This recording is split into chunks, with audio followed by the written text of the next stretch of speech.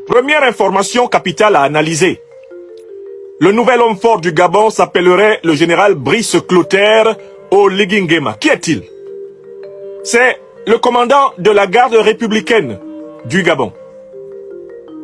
Il se trouve aussi que M. Brice Clotaire Oligui Nguema est un neveu direct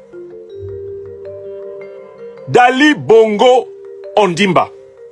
C'est un membre allié de la famille Bongo Ondimba. Cette deuxième information est, ce détail est extrêmement important. C'est-à-dire que ce coup d'État a eu lieu sur la base d'une fission, d'une rupture, d'une trahison interne à la famille Bongo. Ça, c'est le premier élément qui nous amène à comprendre la suite concernant cette première information. Si M. Brice Clotaire Oligui Nguema est en réalité un neveu de M. Ali Bongo Ondimba, cela veut dire que le peuple gabonais n'est pas encore entièrement sorti de l'ornière du doute et de la domination du clan qui a tenu le Gabon en otage depuis 1967. Mais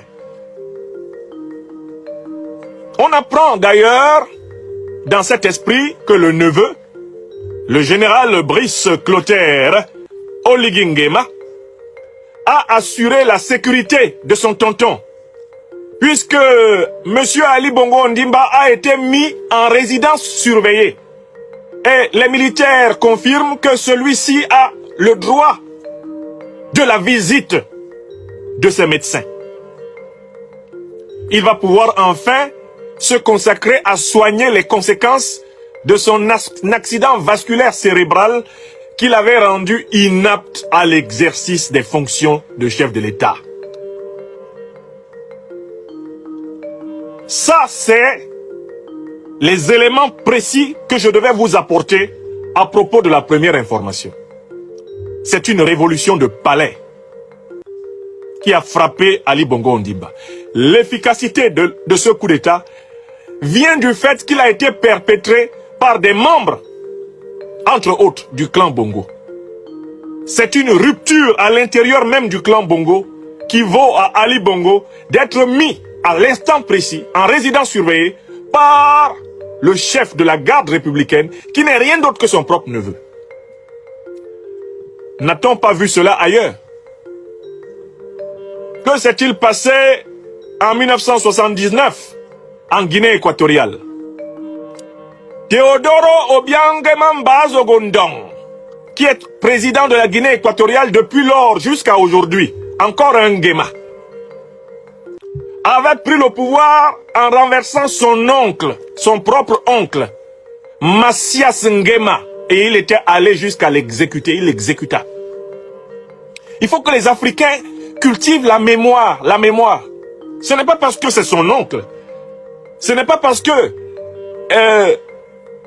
Clotaire, Brice Clotaire Nguema est le neveu d'Ali Bongo que cela garantirait qu'il ne soit pas capable d'éliminer Ali Bongo si ses jours étaient en danger. D'autant plus que, au Gabon, les Bongo ont toujours été intraitables envers ceux qui ont tenté de leur faire des coups d'État.